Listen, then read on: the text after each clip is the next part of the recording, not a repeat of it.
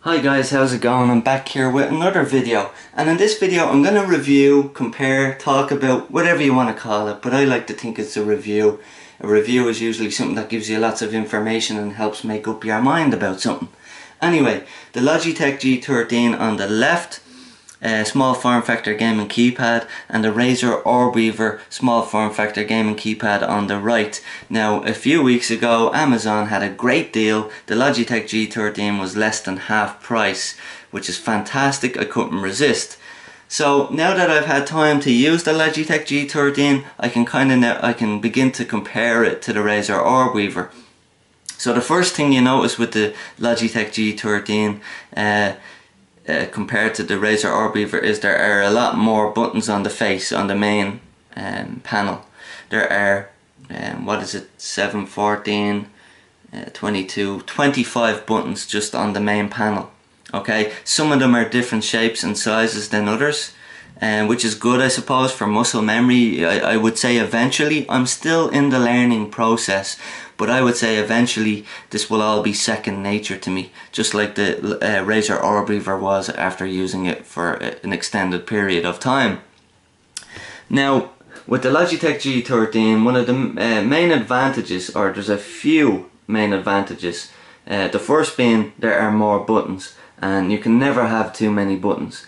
But in the same respect, there's only so many buttons you can put on a small form factor gaming keypad until it becomes awkward to use.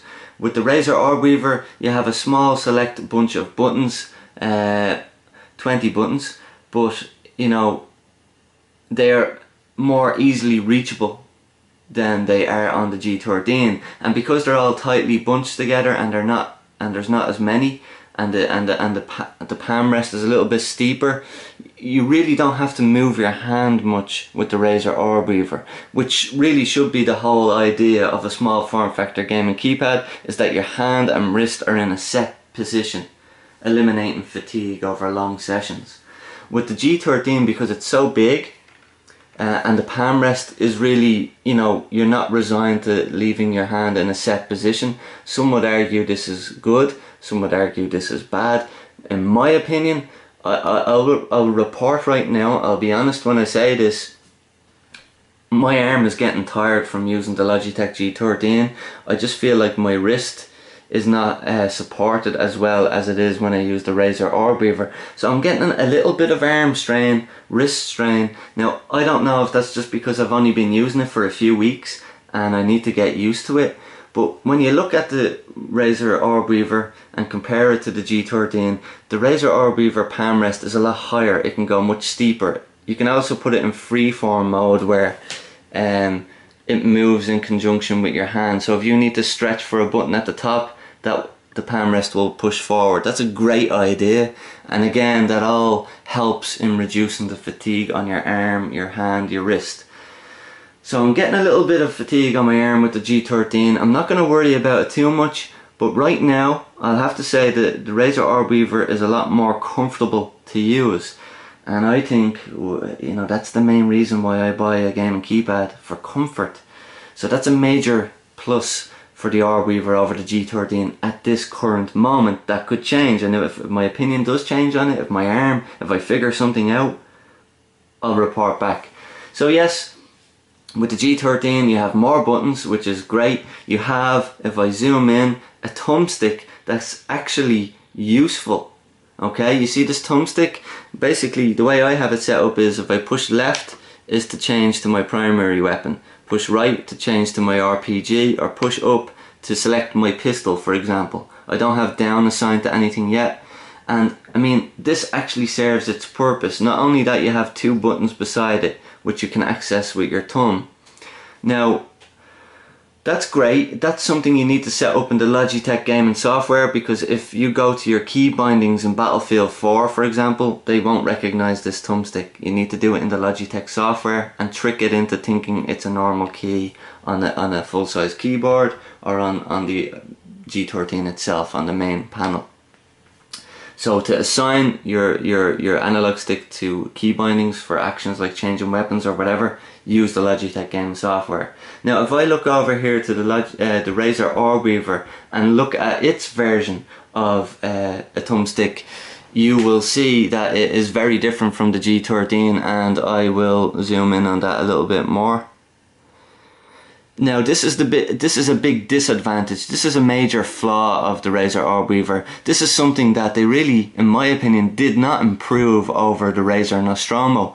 This keypad is so small, okay, that when you're pushing a direction, often, a lot of the time, almost every second time, I'm pushing left instead of right, or right instead of left, which you would think, how is that possible? Well, it's so small, and if you listen, it's an 8-way mechanical switch. This is a mechanical switch. It's super sensitive. It's just too small. So I have it set up as a 4-way, and even at that I'm pushing down instead of up and left instead of right, and that's not practical, guys. The last thing you want to be doing is hitting the wrong button when you're playing Battlefield 4 multiplayer. So they should have went with an analog stick, or like similar to what Logitech has on their G13. Now I'm not saying the Orbweaver thumb pad is unusable. It is usable, but you need to be more careful with what you're doing. So basically I set up key bindings that I don't use very often on the Razer Orbweaver for the 4-way pad, such as the full map, toggle the mini map, actions that I know I'm not going to be using every few seconds. So back on the subject matter, the G13, another great advantage over the Orbweaver is the LCD screen at the top here, and programs such as Fraps, which record your frames per second, are instantly recognized by the G13, and they sync up in harmony, so you can see your frames per second on the LCD screen. Also, another great utility that monitors the temperature of your CPU, it's called Core Temp. I'll leave these links in the description for Fraps for Core Temp. Core Temp is instantly recognized by the Logitech G13, and you can monitor the temperatures of your CPU on the fly while you're playing your games, which is something I'm afraid to do because my X51 is so fucking small that the airflow is not the greatest and my CPU gets quite hot. But that's the nature of the beast. That's another matter altogether. So the Logitech G13, the LCD screen is great. You can also see what profile you're using. So if you have multiple key binding profiles for different games, you can select the key binding profile you want on the fly. And really, this top left button you would use to switch through between your different programs that are set up, like Fraps. Press it once you have Fraps, press it again, you're onto Core Temp monitoring your CPU, press it again for your key binding profiles. It's a great utility. The button over on the right changes the colour of your LCD, any colour under the rainbow, as well as your main buttons. So the LCD is a major advantage. The extra buttons over the Orbweaver is another advantage. The thumbstick is another big advantage over the Razer Orbweaver. However, and you could argue the most important aspect of a gaming keypad, a small form factor gaming keypad, is the ergonomic design. And so far, at this moment in time, my arm is getting tired using the Logitech G13. And what I find I had to do was, I have some mouse pads here. This is a large piece off my Steel Series mouse pad, and another Steel Series mouse pad. What I do is, I'll show you now, I have to put them on the edge of the table here and rest my arm on it for a little bit more support when I'm using the G13, so my arm is more level with my fingers when they're pressing the buttons, so to speak. And I think this is where the problem arises. Your arm, just like when you're using a normal keyboard, your hand is having to kind of stretch itself up to reach the keys. With the Razer Orbweaver, it's I can't explain it, but this little piece here below the palm rest, this little piece here, this is really what gives you that comfort level, okay? And this is why I think it has the edge over the G13 in terms of comfort. Now that could all change. Bear in mind, I'm still getting used to the G13, and maybe I just it's muscle memory. I need to train my arm. I need to find a position that's comfortable and maybe stop moving so much. Because the G13 is so big, often you find that you're moving your palm into different positions, and because you're moving into different positions, this could be causing the arm strain. So I'm going to try and be more consistent with where I put my hand, and hopefully that will make a difference. But another thing that I think I should mention, and a lot of reviewers don't mention these type of things because they don't give a fuck, a lot of them, but when you put your gaming keypad on the table, obviously it's important that it doesn't move. So I'm putting a lot of force on the G13 right there, and it is solid as a rock. It does not move. If I come over to the Orbweaver, I don't know if you can see it, but it is sliding slightly. Not a major problem. It's still very sturdy, but there's a lot better quality, or maybe there are a lot more rubber feet at the bottom of the G13. It doesn't budge. It's rock solid. What I did, and I think you should do, if you have a spare gaming mouse mat, which I do, okay, I have a SteelSeries mouse mat. I'll show you now. So with this mouse mat, it's a SteelSeries mouse mat. I don't use it. It's too small. What I do is I fold it up on the side that has the rubber texture. This is the side that would stick to your table. So fold it up on itself, so both sides are rubber. I put it on the table like that. So the underside is rubber and the top is rubber. I then get my Razer Orbweaver, put it on this pad, and now you can push this Orbweaver as hard as you want. It's not going to move. So if any of you guys decide to get the Razer Orbweaver, that is a cool little technique to make it really sturdy. You could do the same with the G13, but I don't think you need to because the rubber feet, there's so many of them. So with that out of the way, between these two small form factor gaming keypads, what one do I recommend? If you don't already own either of these small form factor gaming keypads, which one should you choose? Now, I haven't looked at their current prices. Forget about price, because if you're going to be using something to game for many hours, days, weeks, years, for years on end, it's very important that you use something that's comfortable, something that's right for you. So I really can't recommend either. I'm going to call it a tie on this one. I really do think it's going to come down to personal preference. The main issue with the G13 I'm experiencing is arm strain. Again, that's something that could be fixed if you buy a cheap armrest. At the moment I'm using rubber pads and things like that, and that's a makeshift solution. Again, I need to figure out a way to put my arm in a more comfortable position.